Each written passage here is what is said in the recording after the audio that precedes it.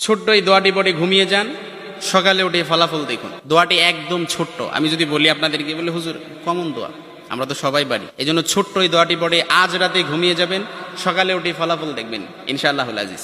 আপনি মাথা থেকে বোঝা নামিয়ে ফেললে যেরকম হালকা হয়, আপনি এরকম হালকা মনে করবেন।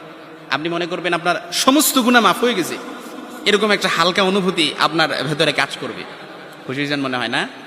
এই জন্য আমরা যদি ছোট্ট এই দোয়াটি পড়ে আজ রাতে ঘুমাতে পারি, সকালে উঠে ফলাফল দেখবো ইনশাআল্লাহুল আজিজ।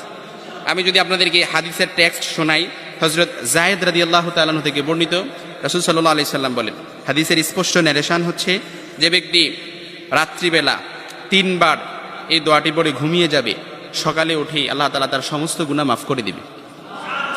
সুবহানাল্লাহ বাড়িতে যায় বললেন। এই জন্য আজ রাতেই যদি এই দোয়াটি পড়ে ঘুমাতে পারেন, সকালে উঠে ফলাফল দেখবেন ইনশাআল্লাহুল আজিজ। দোয়াটি আমরা সবাই পারি, তবে আপনাদের মনোযোগ আকর্ষণ, আপনারা একটু আমার দিক অ্যাটাচমেন্ট বাড়ান। আমি আপনাদেরকে বলতেছি, সবাই পারি, আমার সাথে একটু ঠোঁট মিলাবেন। আস্তাগফিরুল্লাহাল্লাযী লা ইলাহা ইল্লা হুয়াল হাইয়ুল কাইয়্যুম ওয়া আতুবু ইলাইহি লা হাওলা ওয়ালা কুওয়াতা ইল্লা বিল্লাহিল আলিয়্যিল আযীম। এবার বলেন তো দেখি, কেউ আছেন কিনা যে একটু হাত তোলেন যে হুজুর এই দোয়াটা পারি না? এরকম কেউ আছেন? সবাই পারি না? সবাই পারি।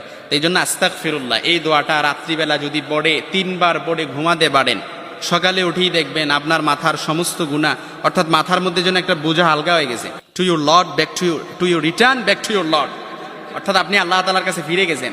এই আস্তাগফিরুল্লাহর ভেতরে আছে আস্তাগফিরুল্লাহাল্লাযী লা ইলাহা ইল্লা হুয়াল হাইয়ুল কাইয়্যুম। আল্লাহ তাআলার চিরঞ্জীব চিরন্তন দুইটা নাম আছে।